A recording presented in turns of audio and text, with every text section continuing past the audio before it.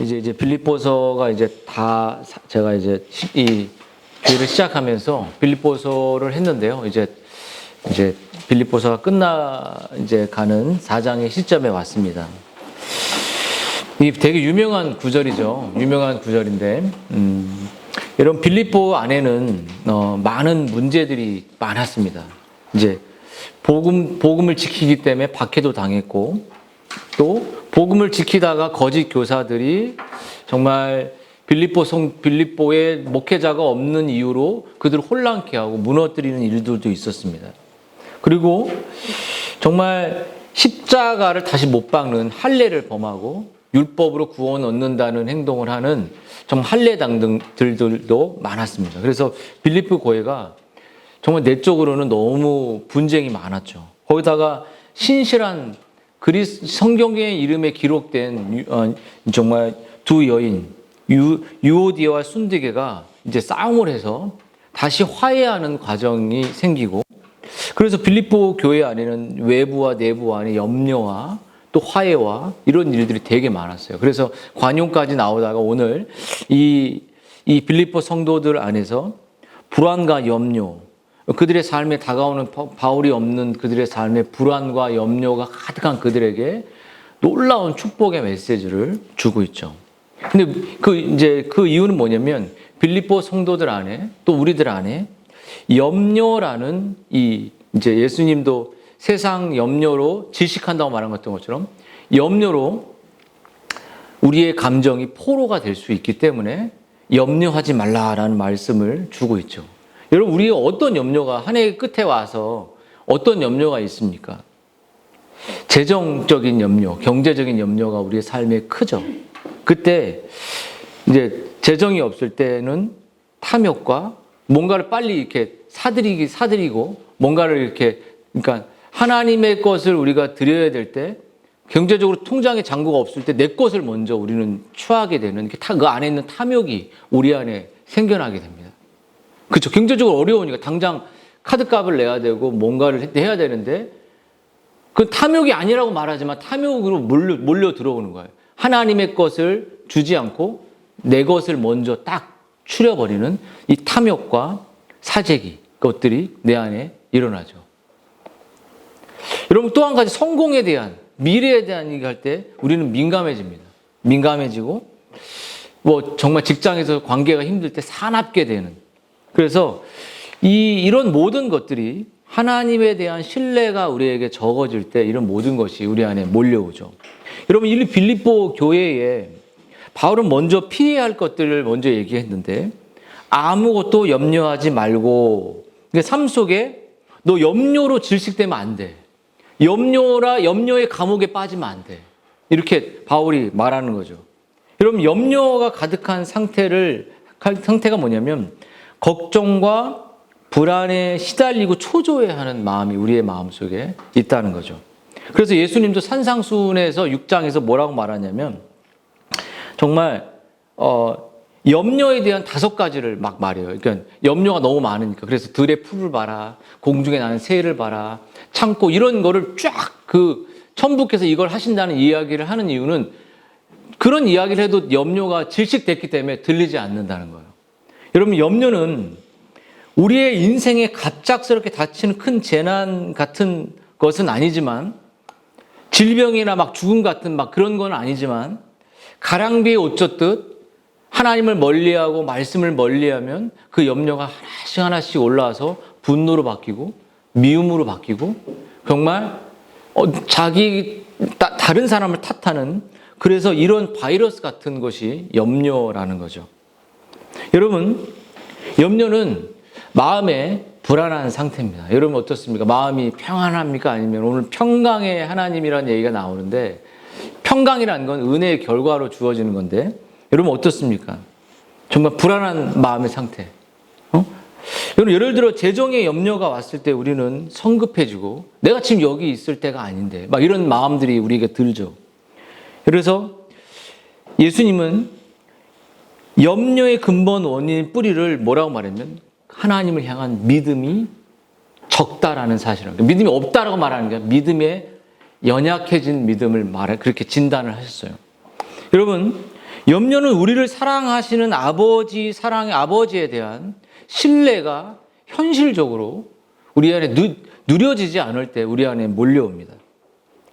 다시 말해 믿음의 부족이나 불신이 우리의 마음을 정말 압제하게 될 때 우리 안에 이제 염려가 이게 생기죠. 여러분, 바울은 여기서 이러한 염려의 원인이 근본적으로 어디에 있냐면 마음에 있다. 마음. 그러니까 플라벨이 마음, 참된 마음을 지키라는 말을 해요. 마음과 생각이 우리의 육체를 지배한다는 이야기를 아주 본질적으로 하는 거예요. 그러니까 육체는 아무것도 아니에요. 육체는 육체고 우리의 마음이 힘들면 육체는 마음을 따라가게 돼 있거든요. 그래서 마음은 인격을 지배하고 그래서 이 감정이 생기고 내가 그 감정이 어떤 것에 관심을 갖고 또 걱정하는 염려까지 나오는 것이죠. 그래서 바울은 우리에게 뭐라고 말하냐면 삶 속에 겪는 염려가 도대체 뭐냐. 예수님도 얘기해요. 그 염려를 알 때 그 염려와 영적 전쟁을 할 수 있다는 거예요. 그렇죠? 여러분, 염려를 어떻게 대처할지 분명하고 진짜 그래야지 적과 싸울 수 있다는 거예요. 여러분 염려가 닥쳐오고 경제적 위기가 다가오고 그럴 때 어떻게 그것을 여러분 대처해 오셨습니까? 여러분, 예를 들어 자동차 경주에 대한 상상을 여러분 한번, 저는 자동차를 뭐 경주는 안 해봤지만 경주하는 사람들 생각해 보십시오. 경쟁 상대방의 방해나 어떤 방해물 때문에 흙먼지가 팍 코너를 돌 때 팍 터뜨렸어요. 그때 어떻게 하죠? 와이퍼를 켜고 이렇게 하죠. 어제도 제가 이제 안에 워셔액을 넣고 안에가 이제 먼지가 이제 밖에 끼죠. 빨리 유리를 닦아내는 거죠. 여러분, 우리가 염려가 오면 마음이 불안해지고 하나님이 약속하신 미래의 축복이 내 안에 하얗게 사라지는 것이죠. 뭐 오늘 뭐 이런 5가지 위로가 하나도 보이지 않는 거예요. 뭐 죄를 죽여 지금 당장 먹고 사는 게 힘든데. 여러분, 잠시 그렇다고 해서 우리 믿음이 그게 없어진다는 말이 아니라 하나님 나라에 들어가지 못한다는 게 아니라 내가 안에 염려가 가득해지면 삶이 거의 불순자 수준의 그런 압박 속에서 내가 살아가게 된다는 것이. 그래서 오늘 시인은 이렇게 말했어요. 내가 두려워하는 날에 56편에 날에 내가 삶이 두렵다는 거죠. 두려워하는 날에 주를 의지하리라. 그러니까 시편 기자는 내가 결코 두려움과 싸우지 않겠다 이렇게 말하는 게 아니라 내가 두려움이 다가오면 뭐 어떻게 한다고? 주를 의지하겠다는 거죠. 두려움이 다가오면. 두려움이 엄습해 오면 자기가 주를 의지한다면 뭐냐면 내가 주를 의지해서 영적 싸움을 하겠다는 거예요. 영적 싸움을. 그리고 영적 싸움을 해서 반격하겠다는 거죠. 어떻게 반격하냐? 우리 그 반격의 이야기가 나오죠. 여러분, 하나님의 약속을 붙잡고 나아간다는 거죠. 그럼 여러분, 이제 염려가 무엇인지를 간략하게 살펴본 것처럼 그럼 우리에게 삶에 미래의 불안, 경제적인 압박, 성공에 대한 이런 여러 가지가 다가올 때 염려를 이길 수 있는 이 길, 그 적극적으로 사도 바울은 뭐라냐면 하나님께 아뢰라는 거예요. 아뢰라. 여러분, 바울은 적극적으로 원리를 제시한 게 뭐냐면 너희의 구할 것을 하나님께 아뢰라 이렇게 말했어요. 바울은 걱정하지 말고 정말 내 걱정하는 일이 일어나지 않을 것이니까 걱정하지 말고 그 걱정에 대처하는 핵심은 하나님께 기도하고 아뢰라는 것이에요. 여러분, 문자적으로 말하면 너희의 필요한 모든 것을 하나님이 공급하고 채우시고 인도하실 것이기 때문에 모든 문제를 아뢰라는 거예요. 기도하라는 거죠. 여러분, 바울은 하나님께 아뢰라고 하면서 기도와 간구와 감사를 이렇게 3가지를 이렇게 구분을 하는데요. 여러분, 이 바울은 뭐라고 말했냐면 기도한다는 것은 기도는 하나님을 향한 경배하고 흠모한다는 뜻을 말하는 거지만 여러분, 간구는 기도는 이제 하나님 앞에 하나님을 경배하고 찬양하지만 이 간구는 아주 간절함을 갖고 하나님께 나아가는 것이에요. 여러분, 그 다음 바울이 말하는 것 제가 이거 좀 쭉 설명할 건데 감사가 또 터져 나와요. 바울이 뭐라고 나오죠? 빌립보 모든 일에 기도와 간구로 구할 것을 감사함으로 아뢰라. 그러니까 이 아뢰라는 말 전에 기도, 간구, 감사 이 세 가지가 하나님께 이 전제가 필요하다는 것이에요. 여러분 모든 일에 모든 것을 다 아뢰어야 하는데 여러분 염려가 찾아오기 전에 그 염려가 나의 감정을 함몰시키기 전에 작은 일이든 큰 일이든 모든 일에 하나님께 자세히 아뢰는 것이에요. 기도하는 것입니다. 하나님 아버지 이렇게. 여러분 근데 여기서 말하는 모든 일이라고 그러니까 작거나 크거나 사소한 모든 일을 아이들이 어머니 아빠한테 말하는 것처럼 말하죠. 여러분 그야말로 모든 것에 대해 하나님께 모든 상황에 하나님께 우리는 구해야 됩니다. 근데 어떻게 구해야 되면 기도와 간구로 구하는 것이에요. 여러분 기도와 간구가 이제 아뢰기 전에 나와 있잖아요. 여러분 기도와 간구로 너의 구할 것을 하나님께 아뢰라 라고 말할 때 여러분 기도는 여러분 하나님께 아뢰는 일반적인 의미로 사용됩니다. 근데 이 간구는 뭐냐면 아주 절박함과 사모함으로 하나님을 신뢰함으로 나오죠. 여러분 우리가 왜 기도하지 않습니까? 여러분 기도할 때 우리가 누구에게 하나님께 하죠. 근데 왜 우리가 기도하지 않습니까? 기도가 그냥 막 뭐 다른 걸로 대처됩니까?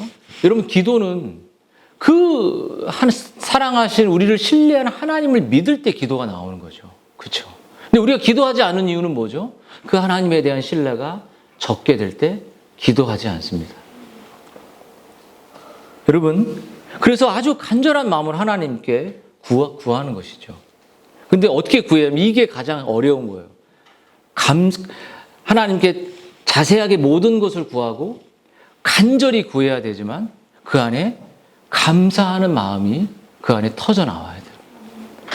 감사가 정말 어렵지 않습니까? 우리 추수감사절 이렇게 넘어갔지만 여러분 다만 모든 일에 기도와 모든 것을 구하라 간절함으로 구해라 하지만 감사함으로 아뢰라 라는 것이죠. 여러분 하나님께서 우리의 필요를 아뢰는 기도와 간구의 행위는 무엇보다도 감사라는 기름진 옥토에서 비롯되는 것이 이 감사로부터 기도가 터져 나오는 것이에요. 성도의 감사는 주권적이고 신실하고 지혜롭고 선하고 자비로우신 하나님의 성품에 뿌리박고 있습니다. 우리의 필요를 하나님께 아뢰는 이 기도는 하나님의 감사의 터 위에 올려지는 것이에요. 여러분 하나님은 우리에게 어떻게 말하죠? 로마서 8장에 자기 아들을 아끼지 아니하시고 우리 모든 사람을 위해 내어주시니까 그 아들과 함께 모든 것을 우리에게 주시지 않겠냐. 근데 우리는 어떠죠? 아껴요 하나님께. 우리는 하나님께 아낍니다. 그리고 내 것을 먼저 소유합니다. 내 것을 먼저 다 하고 하나님 내가 있을 때 하나님께 이렇게 하나님께 아껴요. 우리의 시간을 아끼고 물질을 아끼고 마음을 아끼고 헌신을 아끼고 근데 하나님은 우리에게 하나도 아끼지 않았어요. 아들을 주셨고 생명을 주셨고 앞으로 뭐라고 말하면 그 아들과 함께 모든 것을 너에게 줄 거라 이렇게 말해요. 아끼지 않아요. 근데 우리는 셀피시해요. 아껴요. 감정을 아끼고 물질을 아끼고 내 것을 다 먼저 하죠. 그러므로 여러분 아뢰는 것이 쉽지만 모든 것을 아뢰일 수 있고 간절히 아뢰일 수 있고 감사로 아뢰일 수 있지만 이 가장 힘든 것이 뭐냐 인간의 감사가 없는 인간의 부패성이 가장 어렵다는 것이에요. 하나님 앞에 여러분 한번 하나님께 뭘 주셔서 감사하고 이런 감사가 아니라 여러분 자기 중심성 전적인 이 타락이 보여주는 것이 뭐냐면 감사가 없는 찬양도 감사죠. 이 감사가 없는 우리의 삶에 가득하다는 것이에요. 여러분 기도하는 신자의 삶에서 핵심적인 요소 가운데 하나는 감사입니다. 감사. 감사는 우리가 흔히들 생각하는 것보다 신자의 삶에서 훨씬 구원의 위치까지 보여주는 것이 감사예요. 감사. 여러분 하나님을 대적하는 인간의 반역을 묘사하면서 바울은 그 뿌리를 뭐라고 말했냐면 전적인 타락과 중심을 말하면서 뭐라고 했냐면 감사하지 않는 것이라고 말했어요. 추수감사절만 감사하는 것이 아니라 매 순간을 감사하는 것이죠. 하나님을 알되 로마서 말씀입니다. 1장이에요. 하나님을 알아요. 영화롭게도 안 해요. 하나님을 위해서 살지도 않습니다. 자기를 위해서 다 살아요. 근데 그 결과가 감사하지도 아니하고 이게 나와요. 바울이. 오히려 그 생각이 허망하여지며 미련한 마음으로 어두워졌다고 말해요. 인간의 마음에 이 감사의 문을 여러분이 모든 것을 기도할 수 있어요. 또 간절히 기도할 수 있습니다. 근데 감사함으로까지 그 문을 뚫고 가지 못한다면 여러분의 기도는 여러분의 삶의 중심은 정말 자기중심적이고 타락해 있다는 것이죠. 여러분 인간 개인이 가진 이중적인 잣대 역시 감사와 관련이 있습니다. 우리는 감사할 줄 모르는 사람을 일컬어 뭐라고 말하죠? 배은망덕한 사람 이렇게 말해요. 그렇죠? 응? 제가 이제 참 그래도 승민이에게 고마운 거는 뭐 집도 방문하고 이렇게 해도 늘 힘에 겹고 고마운 마음을 표출해주는 저 가정이 너무 고맙죠. 아 당연하지. 내가 호주에 이제 미국 가기 전 호주에 이제 1년은 안 됐지만 임신한 아내를 데리고 그때 진짜 많이 싸웠죠. 그 얘기를 가끔 하죠, 이렇게. 그때 그럼 이제 그때는 너무 아니 야만인 같았어요. 맨날 새벽에 청소하러 임신한 아내를 데리고 새벽 2시에 청소하러 가서 6시에 이렇게 오고 나중에는 배가 빨락 한 8개월, 9개월 되는데 아니 안 가면 안 되구만 내가 나 혼자 어떻게 하냐고 막 이렇게 막 운전석도 반대야 막 맨날 막 응? 미국 잠깐 갔다 왔더니 완전히 뭐 왼쪽에서 해야 되는데 우리 한국식으로 운전하고 있는 막 이 혼동이 막 왔을 때 진짜 제 안에 감사가 없었죠. 여러분 타락과 감사치 않은 것 이게 뭐냐면 하나님이 만든 이 동산에서 타락이 시작됐는데 원래 감사가 있고 그 동산이 자족스럽고 행복하면 동산에서 하나님이 따먹지 말라는 그 우리 어머니가 제가 막 창세기 2장 막 쓰고 있는데 이래서 타락이 온 거다 막 설명을 해주는데 성경 쓰기 하잖아요. 근데 여러분 하나님의 이거 안 따먹으면 너 정말 여기서 행복할 거야. 근데 그 마음속에 자족의 마음이 없는 아담 자체는 타락의 가능성이 있는 존재였기 때문에 그 동산에 만족하지 못하고 그것을 따먹어버렸죠. 하나님이 주신 모든 환경에 이름을 지어줄 수 있는 하나님과 거의 매일 동행하는 거닐었다는 건 합방했다는 거거든요. 그 거닐었다는 건 동산에서 하나님과 너무 친밀했던 그가 그 자족의 현실을 만족하지 못하고 감사하지 못하고 따먹어버렸어요. 타락이 온 인류에 왔죠. 그래서 인간의 마음속에 끝없는 만족 없는 상황, 오늘 평강이라는 것도 그 하나님의 보증에 다 연결된 거예요. 근데 이 감사치 않음 혹은 배은망덕하다는 거죠. 내가 그렇게 섬겼고 사랑했는데 그런 마음 우리의 마음속에 들 수 있잖아요. 권사님 아들한테 뭐 그런 배반감 느끼고 그런 건 없으시죠? 예. 저희 아버지는 어머니한테만 있더라고요. 어머니는 아버지한테만 있더라고요. 부르지 마 이렇게 저도 싫어요 이렇게 말하지만 근데 여러분 이 하나님의 사랑의 경고를 믿지 않는 사탄의 거짓말에 속아서 창세기에서 인간의 이 조상인 그 아담과 하와가 타락이 일어났죠. 여러분 그래서 이 타락한 인간의 본성의 가장 깊은 곳에 감사를 그냥 외적인 준 걸로만 하나님 존재로 감사하지 않고 뭘 줘서 그걸로 하나님의 감사를 자꾸 기복주의적으로 우리가 설명하려고 하나님 존재 자체로 감사하는 거죠. 맞죠? 이거 안 줘도 감사하는 거예요. 그게 안 돼. 저도 안 돼요. 할 때. 응? 뭐 줘서 아내를 줘서 감사 뭐 이런 것만 나오죠. 근데 여러분 하나님께만 감사치 않는 것이 아닙니다. 하나님께 감사할 줄로 모르는 존재는 인간에게 타인에게도 감사하지 않아요. 아담이 타락했을 때 그 아이가 나왔을 때 가인이 벌써 살인을 저지르죠. 그 타락으로 말미암아 인간의 사회는 서로의 존재에 대해서 감사하지 않습니다. 우리 거듭난 신자들 안에서만 서로의 지체를 소중히 여기고 사랑하죠. 근데 우리는 그런 관계 속에 살아가는 거죠. 여러분 그래서 이 전도서가 이렇게 말해요. 그 성읍 가운데에 가난한 지혜자가 있어서 그 지혜로 그 성읍을 건진 그것이라. 그러나 그 가난한 자를 기억하는 사람이 없다. 그러니까는 그 가난하고 연약해도 오늘 부자의 지옥에 대한 설교를 해가지만 나사로가 떨어져 있어도 나사로가 구원의 백성임에도 불구하고 관심도 없습니다. 그것이 이야기를 이제 오늘 하죠. 그래서 이 감사치 않은 것이 나오죠. 응?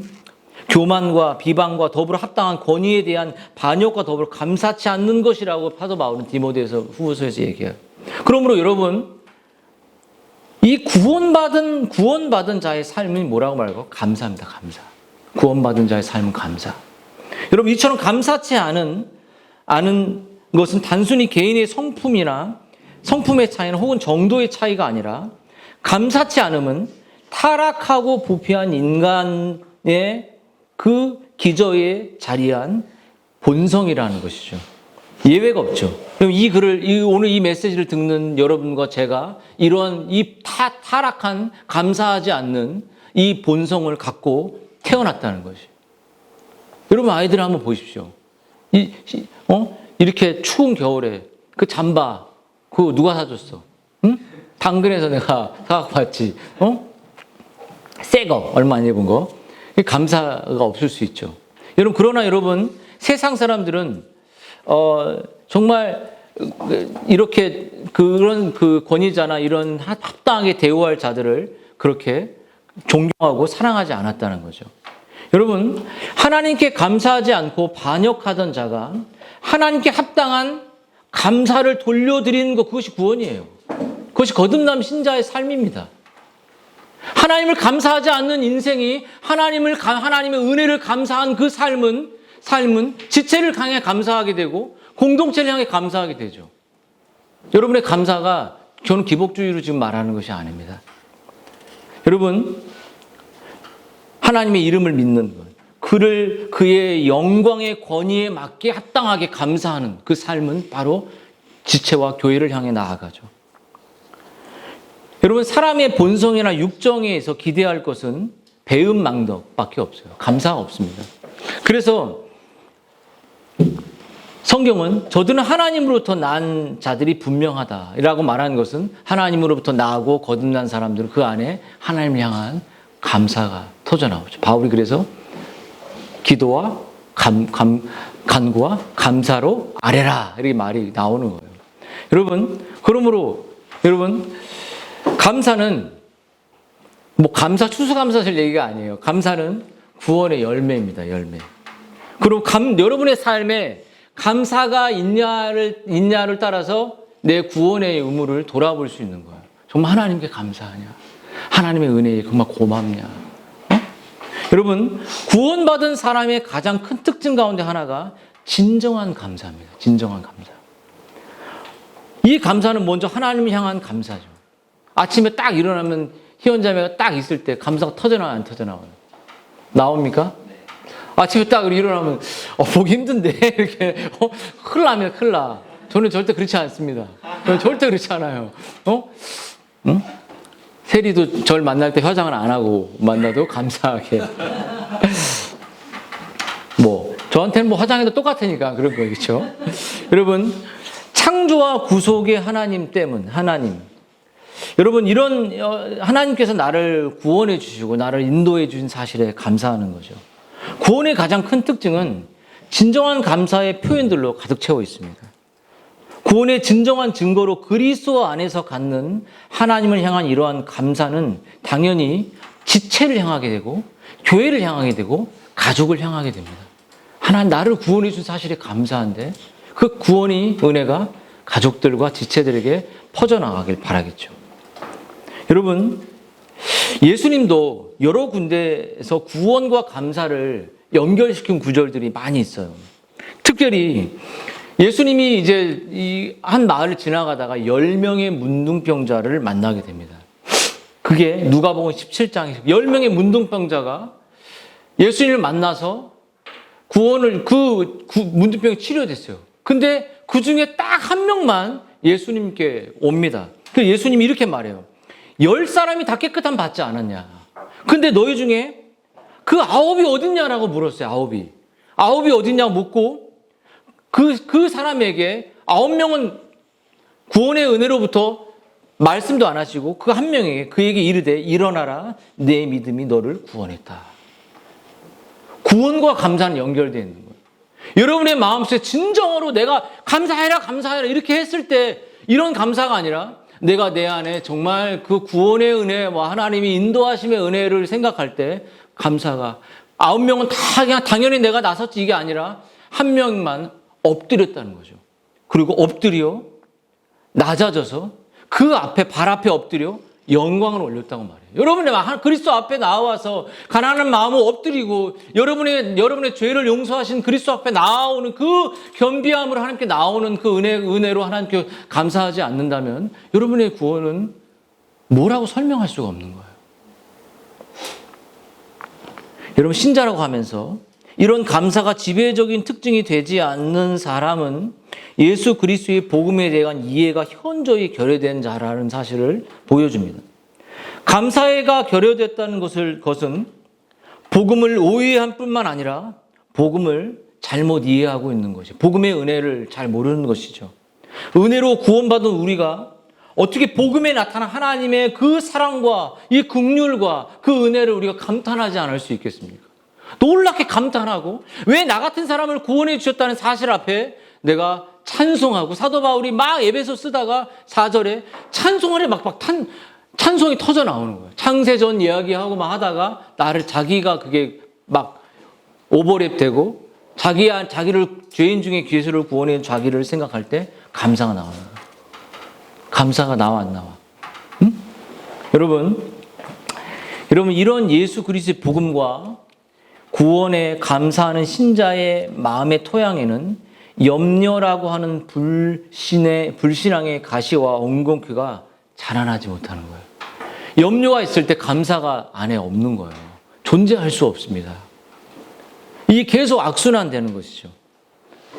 그러면 여러분 오늘 말씀을 이제 아뢰라고 그 하나님께 우리가 어떻게 평강으로 지킨 하나님을 말하면서 은혜의 결과, 그리스도께서 우리를 위하여 죽으신 그 은혜의 결과로 하나님의 평강이 뭘 지키냐면 우리의 염려와 미래에 대한 두려움과 가족에 대한 두려움과 삶에 대한 모든 것을 어디를 지키냐면 우리의 마음과 생각을 지키는 거예요. 우리의 마음과 생각이 무너지면 침체가 와버리는 거예요.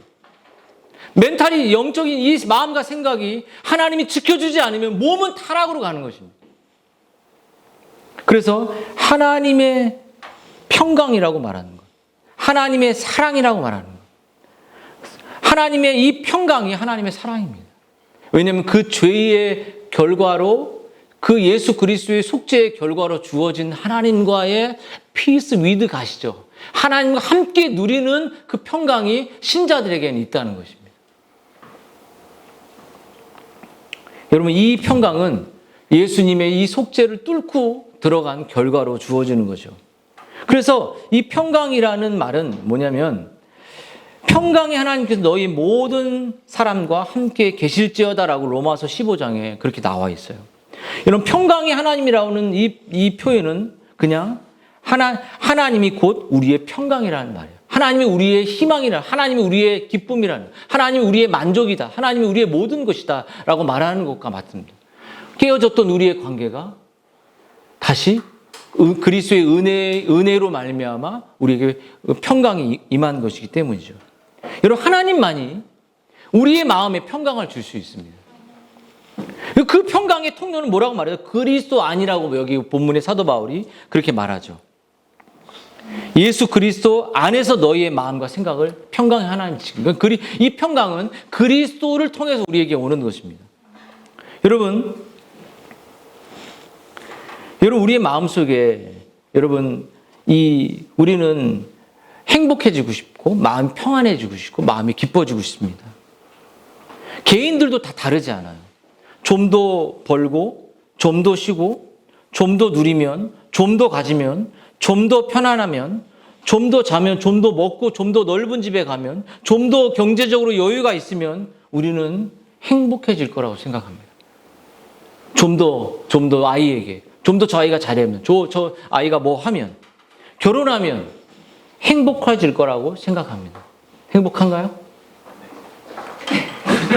다음 내년에 한번 물어볼게요. 여러분, 혼자 살면 행복할 거라 생각합니까? 자식이 있으면 행복한가요? 어때요? 자식이 없으면 행복할까요? 로또 제가 얼마 전에 한번 사봤습니다. 5천 원 됐어요. 5천 원. 하나님 이제 뭐냐 동행복권에서 이제 로또 얘기하는 게 또 힘들어요. 그래서 하나님 우리 좋은 교회로 이런 마음을 품는데 5천 원이 돼가지고 이제 5천 원 다 긁어버렸는데 처음으로 5천 원 됐더라고요. 이렇게 했는데 근데 여러분 그런 것에 그 연금 복권 우리 아내가 맨날 그 연금 얘기도 하고 할 때 미래를 생각할 때 한 700만 원씩 나오니까 700씩 나오면 이제 좋겠다 이런 생각. 근데 여러분 과연 행복할까? 과연 평안할까?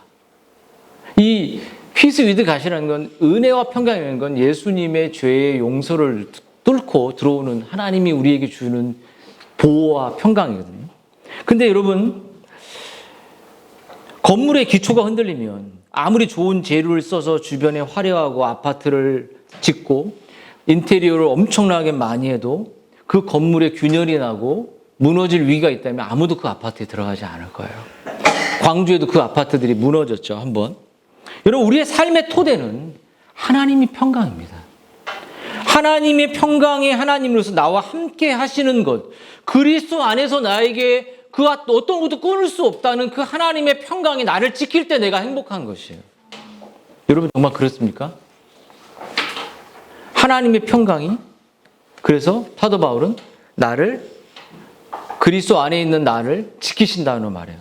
근데 여러분 뭘 어떻게 하나님이 우리를 어떻게 지키시냐? 우리 가장을 어떻게 지키냐?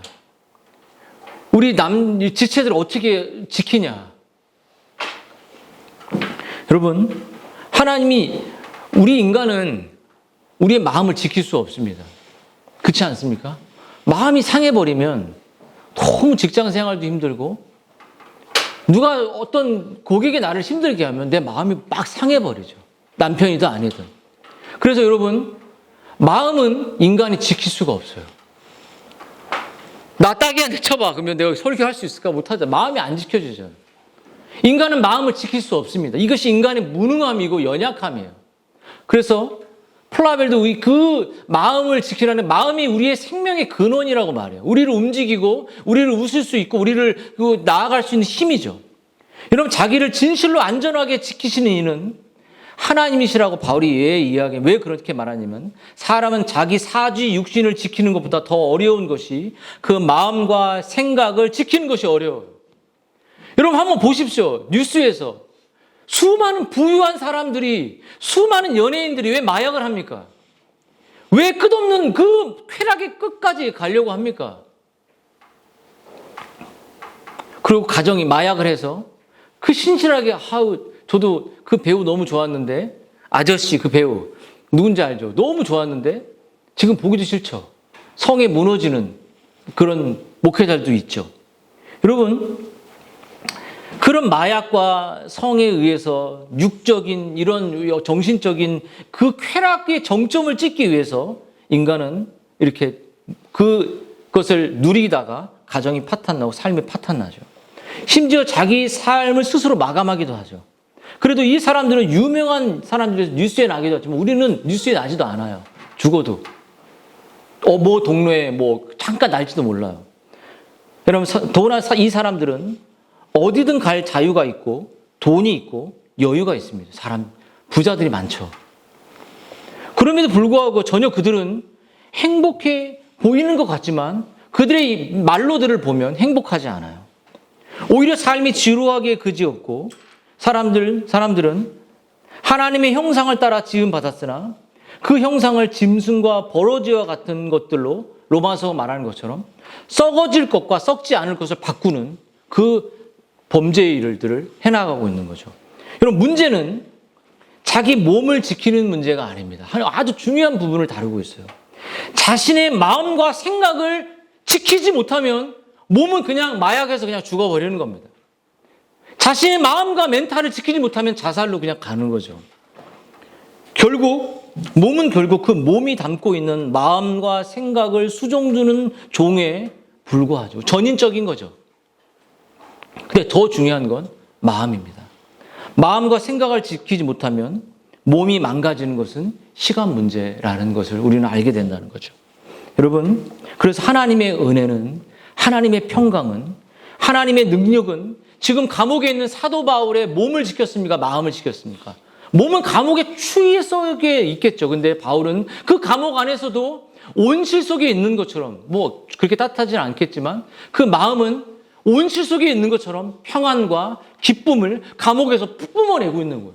그 감옥 안에서 예수님이 그 칠흑 같은 어둠의 동굴을 열고 그 부활의 생명을, 꿀을 우리에게 품어낸 것처럼, 정말 바위에서 물이 터져나온 것처럼 그리스도인에게는 여러분 하나님의 은혜와 평강이 그리스도 안에서 우리의 마음과 생각을 지킬 때 우리는 곤고하지만 우리의 몸과 우리의 삶은 100%의 파워와 능력과 섬김을 나타낼 수 있는 것이 바로 하나님께서 그리스도 안에서 우리를 지키시기 때문이에요. 우리의 마음의 성령을 부으시기 때문입니다. 그래서 사도 바울이 이렇게 말하죠. 나의 나된 것은 하나님의 은혜로 된 것이니 내게 주신 은혜가 헛되지 아니하여 내가 모든 사도보다 더 많이 수고하였으나 내가 한 것이 아니요 오직 나와 함께 하신 하나님의 은혜다. 이렇게 말하죠. 여러분, 그 은혜가 기도와 간구와 또 감사함으로 우리가 하나님께 나아갈 때 그 하나님, 평강의 하나님께서 그리스도 안에서 우리의 마음을, 우리의 몸을 지배하고 있는 우리의 정신을, 우리의 마음을 붙드신다는 거예요. 이제 말씀을 마치겠습니다. 그러므로 하나님의 이 평강이, 하나님의 사랑이 기도와 간구와 하나님께 아뢰는 모든 자들의, 그리스도 안에 있는 자들에게 그 모든 염려를 극복하게 한다는 거예요. 여러분, 바울이 기도를 앞세울 때 하나님의 평강은 항상 마음과 영혼을, 바울의 영혼과 마음을 지켰습니다. 여러분, 풀무불 속에서, 풀무불에 다니엘의 세 친구가 풀무에 들어갔잖아요. 그래서 풀무를 배나 뜨겁게 했죠. 근데 그들이, 다니엘의 세 친구가 타 죽었습니까? 안 타 죽었습니까? 안 타 죽었죠. 그 풀무불 안에 세 명이 들어가 있는데 한 명이 더 들어오는 거예요. 바로 장차 우리의 미래의 그리스도일 수도 있고 천사일 수도 있고 하나님의 임재일 수도 있죠. 그 하나님의 보호가 그 풀무불 같은, 뜨거운 풀무불 같은 그들의 삶에서도 지켜낸다는 거예요. 그리 아니하실지라도 라고 말할 정도로 그 풀무불이, 그래서 이 이사야 이렇게 말했어요. 내가 이 찬양, 물 가운데, 그런 찬양이 있죠. 지날지라, 이런 찬양이 있어요. 제가 한번 나중에 불러줄게요. 별로 원하지 않는 것 같은데 그냥 성경 구절로 읽겠습니다. 내가 물 가운데 지날 때에 내가 너와 함께 할 것이라. 강을 건널 때에 물이 너를 침몰치 못할 것이며 내가 불 가운데 지날 때도 타지 아니할 것이요 불꽃이 너를 사르지 못해. 이게 다니엘의 이 주석 같은 본문인 거예요. 여러분, 인간의 염려는 하나님의 보호를 뚫을 수 없습니다. 인간의 모든 낙심은 하나님의 보호하시면 인간은 낙심을 이겨낼 수 있어요. 하나님의 방패는 인간의 모든 염려와 사단의 모든 화전하는 불들을 다 막아냅니다. 그리스도가 우리의 방패가 되시니까요. 그리스도가 우리의 죽음의 변호자가 되시니까 그 어떤 낙심과 질병과 모든 것도 하나님의 방패를 뚫을 수 없어요. 그게 여러분이 감사할 수 있는 이유가 되셔야 돼요. 맞나요? 여러분, 인간의 염려는, 여러분, 하나님의 방패는 다름 아닌 하나님과의 화해입니다. 이게 뭐죠? 은혜와 평강이란, 여러분이 하나님의 용서를 얻고 죄 그리스도 안에 연합되어 있고, 여러분, 우리 뭐라고 말하죠? 우리 주 그리스도 안에 있는 하나님의 사랑에서 끊을 수 없다, 인 크라이스트로 말하잖아요. 그리스도 안에 있기 때문에 그 누구도 하나님의 사랑에 우리를 보호하시는 그 방패를 뚫을 사람이 없다는 것이, 그것이 한 해 여러분들이 감사해야 될 내용인 것이에요. 그러므로 여러분, 하나님의 평강은 우리들의 마음과 우리들의 생각을 지키지만 그리스도 안에서 그 모든 은혜를 주신다는 거죠. 예수 그리스도는 그 은혜와 그 사랑의 능력을, 그 모든 것, 사도 바울이 그리스도 안에라는 말은 그 모든 기도와 간구와 그 아래와 하나님의 평강은 그리스도 안에 우리가 있을 때 그 모든 셈이 우리 안에 공급된다는 것입니다.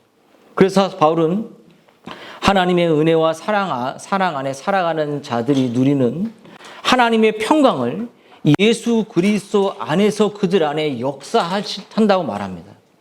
여러분, 그리스도 안에서 누리는 이 초자연적인 평강 앞에 버티고 또 두렵고 낙심에 빠져 있을 삶이 없어요.